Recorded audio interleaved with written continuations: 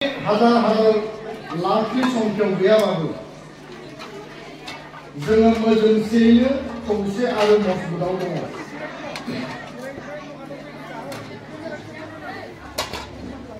बर' हारिनि थांना थानायनि जिउआव जोंनि थामोनथा रैखाथि,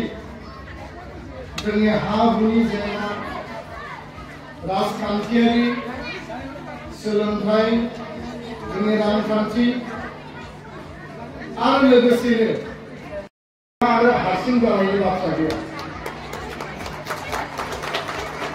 बिटिआर काउन्सिला जेरैबायदि मजबुतै बिटिआरनि सिंनि बर' आइ आफा रायजो राजाजों लोगोसे गुबुन हारिखौबो जोथोन लादों। बर' कसारी काउन्सिला सरकार आरो एडमिनिस्ट्रेसन हिसाबै आसामनि 6 सिजननि बायजोनि बर'फोरनि जौगानाय, थांना थानाय गासै बिथिंनि मोनथायनि थाखाय जेरैबायदि हाबा मावदों, आसाम सरकारनि बे गासै बेबस्थानि सिङाव थानानै गांनाय उखैनाय हारिनि जेंना जेंसि, नोंथांमोननि संसार जानायाव, नोंथांमोननि जिउ खुंनायाव जेब्लानो खैफोद फैगोन, जेब्लानो जेंना जेंसि नुजागोन, एबसु जोंनि आनसलिक, जोंनि डिस्ट्रिक्ट आरो जोंनि मिरु आफादा हाबा मावदों। आं मिथिदों जे मैया हजाइ डिस्ट्रिक्ट एबसुनि गोदान कमिटि डेलिगेट हाउसआव दाजादों आरो बे डेलिगेट हाउसआव थांनाय समाव सुनिल बसुमतारी आरो जोंनि गाहाय नेहाथारि दुलाल बसुमतारी बिथांमोना मैखोमै खामानि मावलांबाय आरो गासै 25 जनिया जि टीम दङ बिथांमोननि थाखाय खेबसे आखाइ खबनांगौ। जाहाथे हजाइ डिस्ट्रिक्टखौ जोंनि मोनद' दख'रानि सिङाव थानाय मोनफ्रोमबो बर' नखर, बर' गामि, बर' फरायसा फरायसुलि, जोंनि आइ आफा, नोंथांमोननि जिउ खुंनाय, रायजो जानाय, सोलोंथाइ लानाय, जोंनि जि मोनथाय अधिकारनि बाथ्राफोर हजाइ डिस्ट्रिक्ट कमिटि दुलाराय बर' फरायसा आफादा आवाज होनो हायो, खोथा बुंनो हायो, दाबिनो हायो। सारा आसामाव, सारा भारतआव दुलाराय बर' फरायसा आफादा माबा मोनसे बुङोबा भारत सरकाराबो खोमाखौ मोजाङै गोथों खालामनानै खोनासङो आरो लोगोसे आसाम सरकाराबो खोनासङो। दुलाराय बर' माहारिया, बर' हारियाबो बड'फाया जे हारियाव जोनोम मोनदों, जाय बर'नि बिफा, बे बड'फाया जि आदर्श, जि मोन्थोर 6 बोसोरनि आलादा बड'लेण्ड रायजो दाबिनायनि सोमावसारनायजों बुहुमनि बर'फोरखौ खौसे जानो खावलायबाय, फोजाखांनानै गालांबाय। आरो जाय हारियाव बड'फा दङ, जाय बड'फाखौ बिश्वनि मानसि सिनायो, जाय बड'फाखौ दिनै आसाम भारतनि मानसिया सिनाय गैया, बेबायदि हारि जानानै जोंहा दिनैनि समाव जोंहा लाजिनांगौ खुनु खोथा गैया, नासयजानांगौ खोथा गैया,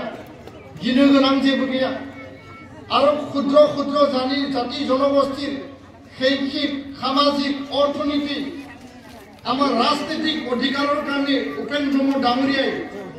এই সময়ত বড়োসকলক সজাগতা কৰি আন আন জাতি জনগোষ্ঠী, জনজাতি, জনগোষ্ঠী লোকক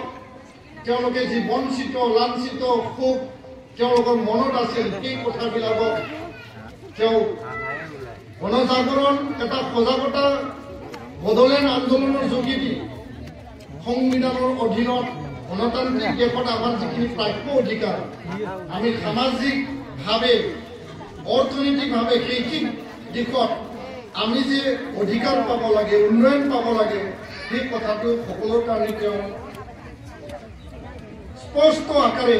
তেওঁ কৈ থৈ গৈছে। যে जोङो सरकारखौ बुंदों, गिबि मन्त्रीखौ बुंदों, मुख्यमन्त्री डाঙৰীয়াক কৈছোঁ,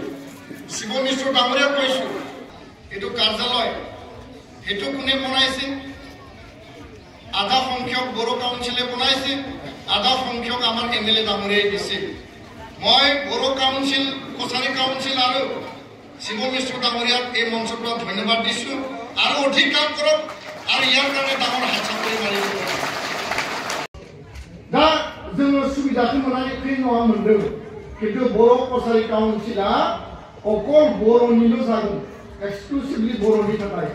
बर' मानसियानो सालायगोन बर' मानसियानो देरहालांगोन बर' मानसियानो बाजेट तयार खालामगोन आरो बेखायनो जोंनि आत्मरैखानि थाखाय जोंनि जौगानांगौनि थाखाय बे काउन्सिलखौ फुल फ्लेजेड मर्यादा होनांगौनि थाखाय UBPO एबसु आरो जोंहा BPCC लोगोसे बर' कसारि काउन्सिल बिटिआर काउन्सिल आरो आसामनि मन्त्रि उर्खावगोरा ब्रह्म जोंनि गासै 8 जन MLA जों ज' लोगो नांनानै 2 MP जोंनि खामानिया सोलिगासिनो दङ बेखायनो सरकारखौ जों बुंदों 2020 आव सुक्ति जाबाय 21 सनाव बर' कसारि काउन्सिल दाजाबाय 2025 सन फैबाय काउन्सिल दानाया 4 बोसोर जाबाय आरो सुक्ति खालामनाया 5 बोसोर जाबाय गोख्रैनो पन्चायत डिलिमिटेशन जानानै दा पन्चायत इलेक्शन जानो थांगासिनो दङ पन्चायत डिलिमिटेशन হয়েছে পঞ্চায়েত নির্বাচন হব এতিয়া জিলা পরিষদ নির্বাচন হব আমিও দাবি জনাইছো আহ্বান জনাইছো আমি বিচাৰিছো আৰু 21 সেপ্টেম্বৰত মুখ্যমন্ত্ৰীৰ লগত দিছপুৰত যি মুখ্য সচিব অসমৰ যি উচ্চস্তৰীয় বিষয়াসকল আছিল দিছপুৰত লোক কল্যাণ মানে যি ভৱন মুখ্যমন্ত্ৰী ডাঙৰীয়া মই স্পষ্টকৈ কৈছো বৰ কছাৰী অটোনমাস কাউন্সিল পূৰ্ণাংগ পৰ্যায়ত গাঁও নটিফিকেশ্যন সমষ্টি নিৰ্ধাৰণ আৰু ইয়াত নিৰ্বাচন কৰিবলৈ অধিক বাজেট অসম চৰকাৰে ট্ৰাইবেল এফেয়াৰ্ছৰ যোগেদি দিব লাগে এই কথাটো আমি দাবী জনাইছো।